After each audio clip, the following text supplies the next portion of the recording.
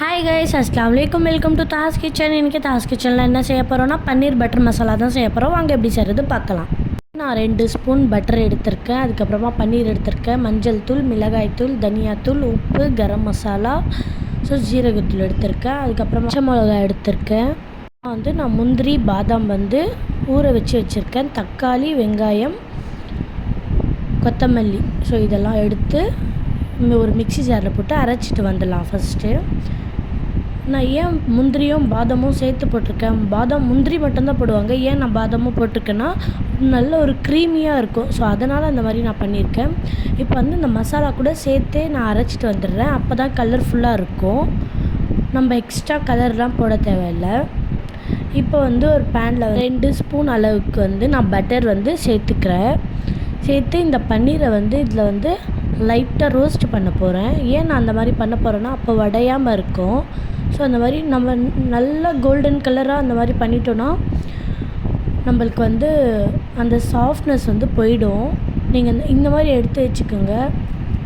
இப்போவே அது சாப்பிடும்போது ரொம்ப நல்லாயிருக்கும். இன்னும் 2 ஸ்பூன் பட்டரை நான் சேர்த்து போட்டுக்கிறேன். இது லைட்டாக மெல்ட் ஆகிற வரைக்கும் நான் விடுறேன்.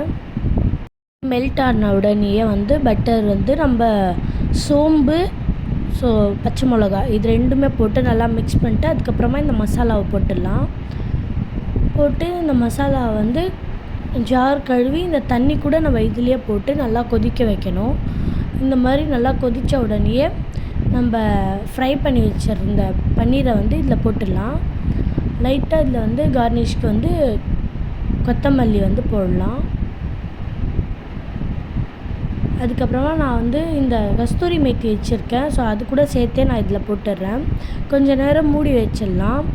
பக்கத்தில் நான் கொஞ்சம் லைட்டாக இந்த பட்டரை மெல்ட் பண்ணுறேன். இந்த பட்டரை மெல்ட் பண்ணி இதுலேயே நம்ம சேர்த்துடலாம். ஒரு பச்சை மிளகா நான் கீறி இந்த மாதிரி சுட்டு இதில் போட்டுடுறேன். ஏன் இந்த மாதிரி போடுறேன்னா பட்டர் ஸ்மெல்லும் பச்சை மிளகா ஸ்மெல்லும் நல்லா தூக்கி கொடுக்கும். அதனால தான் இந்த மாதிரி பண்ணுறது. பிடிச்சிருந்தா தாஸ் கிச்சனுக்கு லைக் பண்ணுங்கள், கமெண்ட் பண்ணுங்கள், ஷேர் பண்ணுங்கள், சப்ஸ்கிரைப் பண்ணுங்கள். அஸ்ஸலாமு அலைக்கும்.